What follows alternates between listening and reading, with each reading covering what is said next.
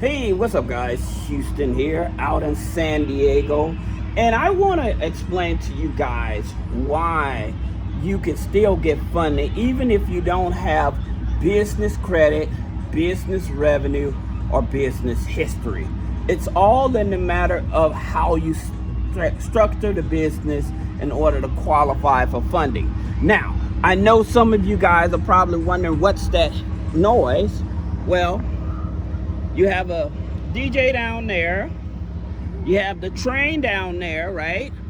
And all of those people, see all those people down there, they're getting ready to go to the San Diego Padres game, okay? Then over there, usually, like, you may not see right under this bridge, this is the Coronado Bridge, okay? And way back over in there, here's the Coronado Island. Then way back over there, that's Catalina Island, way back over there. Now, here's the thing about it. All these people, like I said, they're going in, and also we're by the train track. So I want to show you something else that you probably enjoy. But like I was saying, you don't have to have business credit. You don't have to have revenue, okay? And you don't have to have business history to get funding. All right, so a lot of people are not even aware of this. So let's keep going. Now, here's the thing about it. There are three things that banks do look at that can penalize you from getting funding. All right, and so what I'm talking about, first I want to show you this. Look at this. You see that? This is the San Diego stadium, Padres Stadium, right? Petco. So last night they were shooting fireworks from here. So standing here watching the game, pretty neat. And like I said, there go that crowd again. All right. Now, like I said, there's three things that will penalize you. One is your address, okay? So your address can definitely penalize you, all right? Then number two is that your recent inquiries, too many recent inquiries, okay? That can penalize you. And the other thing that can penalize you is your business name, okay? Your business name. So what I'm going to do, I'm going to break this down so you are actually aware. Now, you'll be able to see, you probably can't see it from here, but that's the San Diego Padres logo. That's the mound. There's the bullpen. So you can see all of that here. All of the infield and the outfield, right? So going back to what I was saying. So we're going to be talking about which banks, all right, here, this way so you can see it. Hope that's helpful. So we're going to be talking about which banks to start with, business stacking strategy, the blueprint.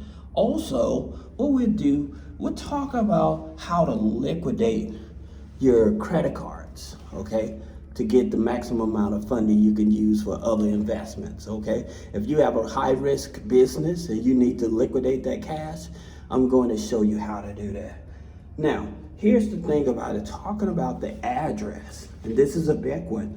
I've told you guys, if you have a virtual address, you may be flagged because what banks use, they use the USPS address verifier, right?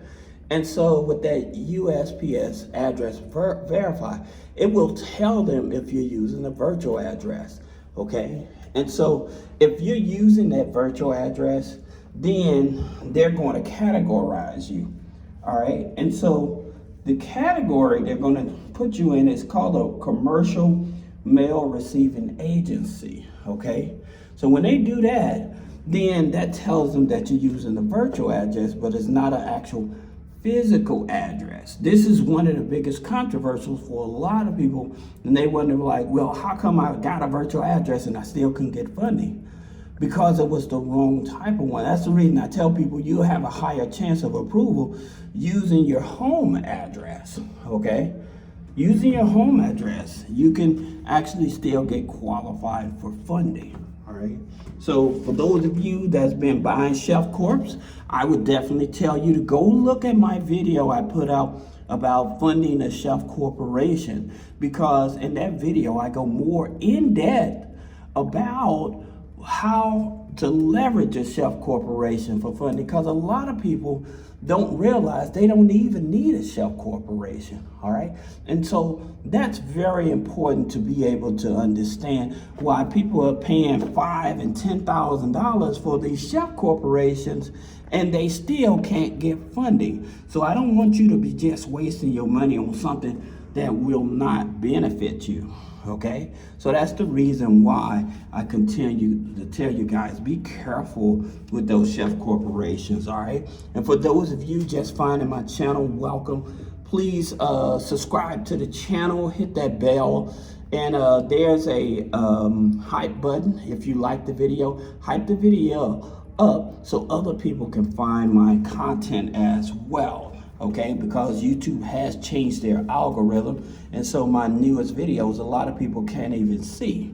All right, now going back to the address, like I said, that virtual address, that's a killer for a lot of people, right?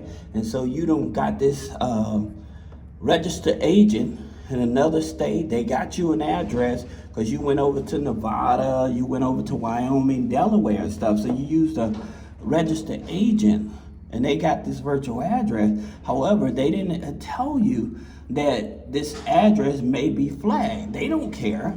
They're going to register the business. They don't care if that address was used before. And what's happening that a lot of people are not aware of with this here address is that they, about this way, okay? So there's people in the past, okay, that may have used that address. So the address being recycled. So they got credit on that address. By the way, I told you guys, a lot of people thinking that, oh, I used this company, I'm gonna walk away. You dissolve the company.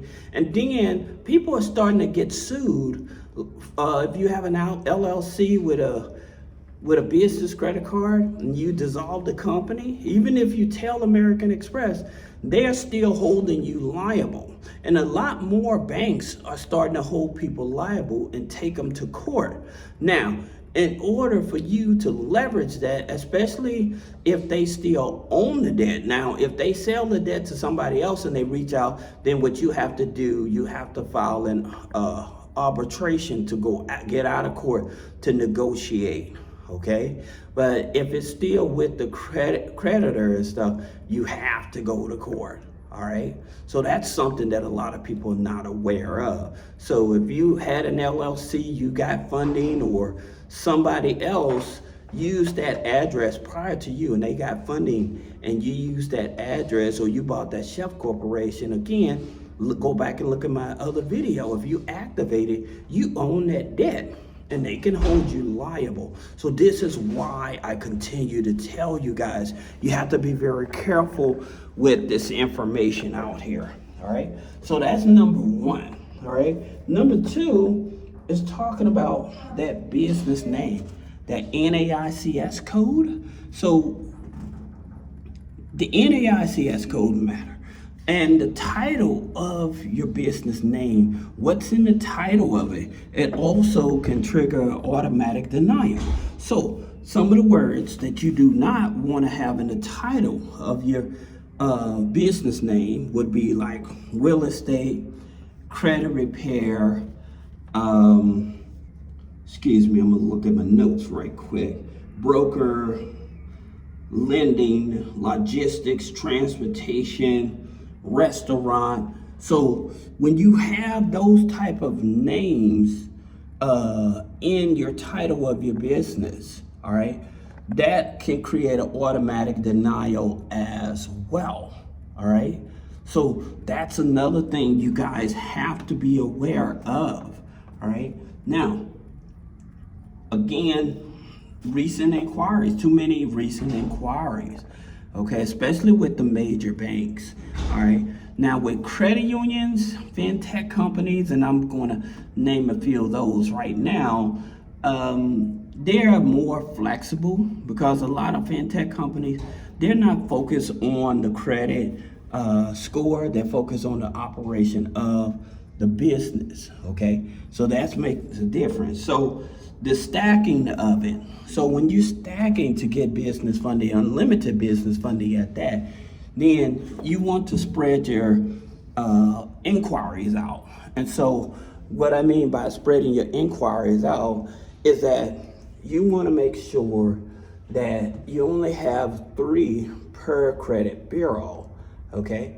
And so having 3 per credit bureau, that means you have 3 on Equifax, 3 on Experian, 3 on TransUnion, okay? And let me give you those, all right? So with your Equifax, you're gonna do like, with your Equifax, you'll do like Langley, SECU, DCU, and these are your credit unions, all right? Because again, if you have a relationship with them, their internal score, and you have a relationship with them, they will be more forgiving, even if you don't have the strongest credit score, and still get you qualified for funding, all right? Then you also have Experian. So with Experian, you have Navy Federal, which is TransUnion FICO 9. You have NASA, which is Experian Vantage 4. Then you have Connecta Credit Union, which is Experian FICO 9 as well, okay? Then when it comes to TransUnion, you have BCU, Baxter Credit Union, which is a Vantage 3. Then you have Veridian, which is a Vantage 3. And then you also have Consumer.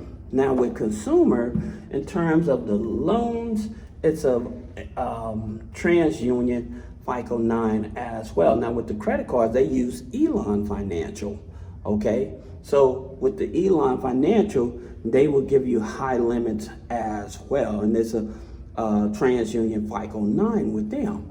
Now, what about some of the banks, okay? Now, like I said, with banks, they're usually not as forgiving, but I'll give you some of the easiest ones to get credit cards, okay? So you'll have a Capital One Spark Classic Gold Business Credit Card.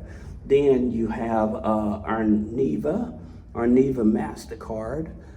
They'll give you a business credit card. And this is where you can get Arneva 700, Capital One, they'll give you a couple $1,000 with them. And then you have BMO, which is a Vantage 4. Now, granted, BMO is a bank, but because they're Vantage 4, you would have more leverage there, all right? Then your fintechs. Now, your fintechs is interesting because most of your fintechs, they're really focused on the revenue, so you don't have to worry about the credit score as much, okay?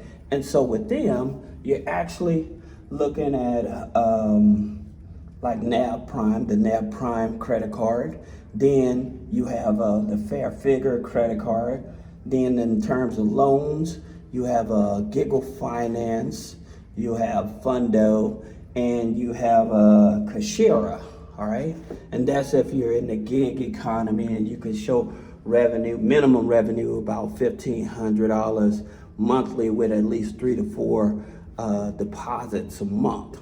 Okay, so that's what a lot of people are not understanding. So as you can see here, the crowd is moving. I hope you probably can. So the crowd is moving more into the stadium. They're going in, right? So they're getting ready to go in. Man, that's a lot of noise out there. So this is a nice vibe. If you get any enjoyment out of my videos, again, please comment, like, share, hype up the video. You know, let's go back in and let's see, can we hear more of the noise? I hope this video has some value to you. When I get to the office, I'll make a more detailed video for those of you that would prefer me to make it more detailed.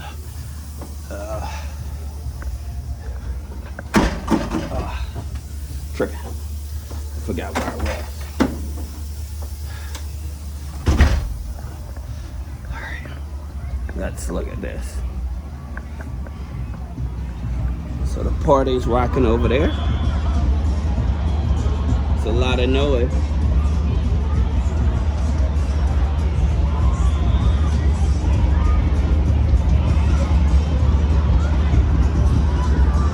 Man, that line's gonna be getting bigger. Hopefully we don't get no rain out here, because I was planning on taking a cruise today. Oh, look at that boat over there.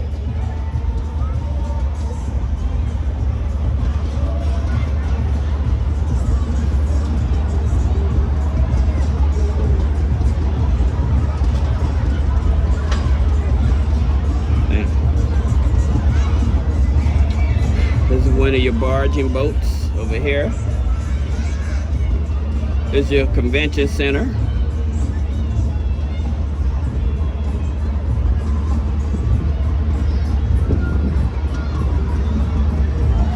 I'm on the 18th floor, by the way.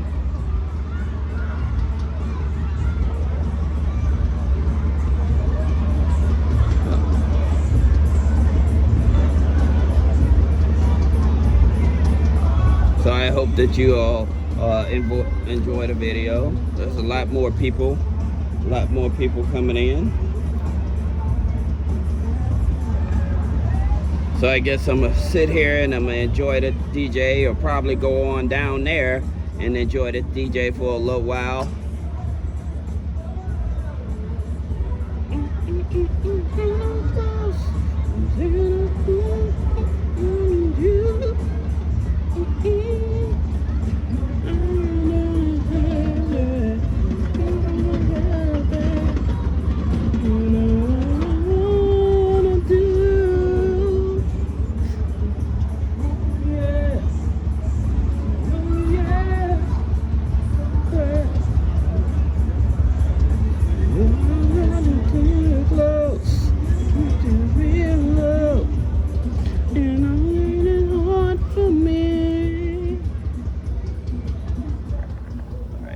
Anyway, thank you guys for hanging out with me and supporting me. I'll see you in the next video.